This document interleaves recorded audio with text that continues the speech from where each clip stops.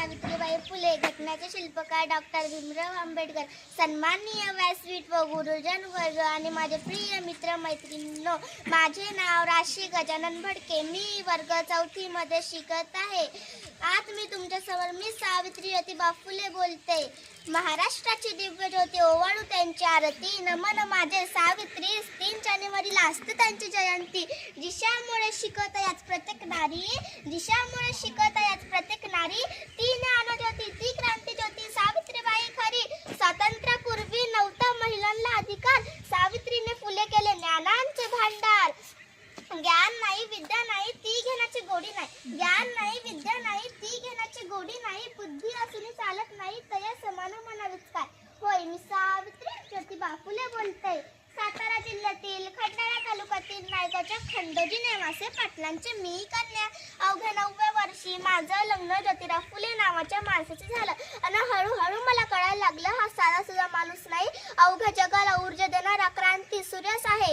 त्या काही बायांना उंबरा ओलांडण्याची पद्धत नव्हती, पण बाईच्या जातीनं कसं आपण भलं, आपलं काम भलं आणि आपल्या घरातले माणसं भलं. स्त्री पुरुष उच्च निच्छ असा लई भेदाभेद होता, पण त्या सर्वांवर एकच उपाय होता, तो म्हणजे शिक्षण.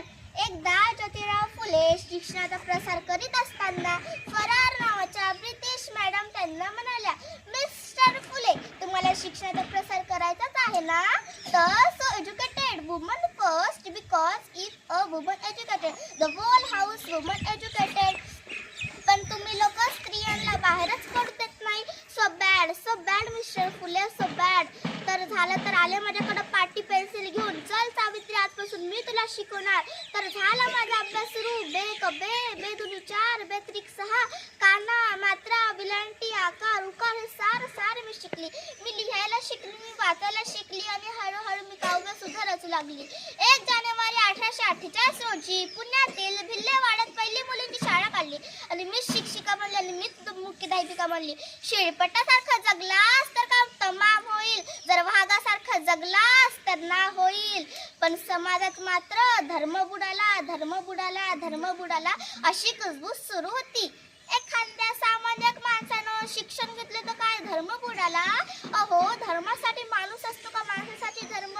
शिकवायला जाताना लोक शेण गोटे दगड माती फेकून हाणायचे, तरी मी सहन केलं.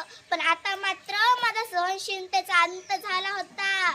एक धतिंगण माझ्या समोर आला, म्हणतो कसा, ए टावडे, कुठे निघाले आमच्या पोरीबाईला शिकवायला? बंद कर शिकवणं, नाही तर आबरू कमवशील. कदाचित त्याला माहित नसावं, आम्ही पण ज्योतिबा पैलवानाच्या